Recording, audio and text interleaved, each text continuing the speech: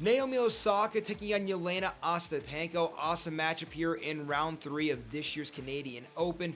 Guys, if this was a few years ago, right, we'd be looking at this matchup. We'd be saying it's Naomi Osaka on a hard court.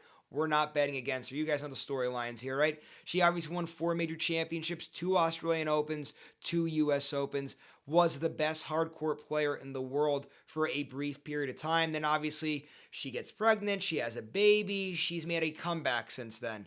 Since having that baby and making her comeback, it's been a rough go for Osaka. Probably the highest moment has been where she lost in the French Open to Iga Swiatek in a thriller where Iga basically came back from the dead to beat her. But that's the high. If your high moment is a loss, that's rough. And guys, part of the problem here with Osaka is she's getting these rough draws and she doesn't have time to maybe build some momentum and go on a run here.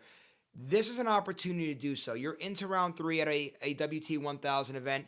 You have a matchup that you definitely could win. I think it's in play here. I think it's out of the realm of possibility. Then, of course, you might have to pull off an upset or two here in this tournament. But a deep run could do wonders for Naomi Osaka. The time for her to do so is now. But, guys, it's not a layup. Like I said, I could see Osaka winning this matchup. But, guys, Ostapenko, I get it. She's very well known for clay because she won a French Open, but don't sleep on her on the hard courts, guys. We've seen her make some pretty good runs into the US Opens, and this year, guys, we saw her make a WTA 1000 final in the Middle East on a hard court, and guys, we know what we're getting from Ostapenko, right?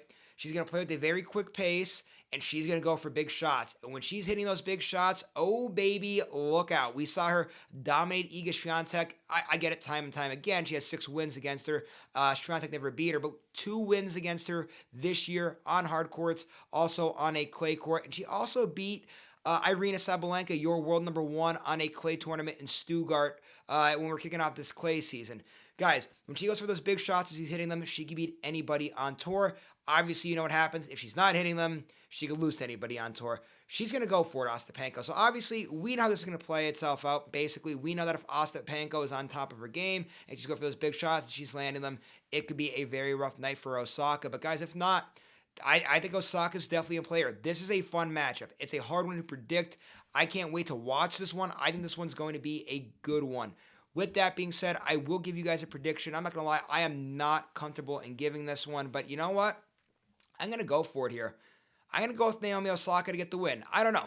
Something about it. Something just says it's time for time for Osaka to step up, maybe make a little bit of a run here. This is a favorable matchup for against Ostapenko. But again, guys, I'm not overly confident. I think we're going to tell this one very early on. If Ostapenko's hitting those big shots and landing them, it's going to be a long night for Osaka. Either way, guys, it's going to be a fun matchup. Can't wait to see how it all plays itself out in Montreal.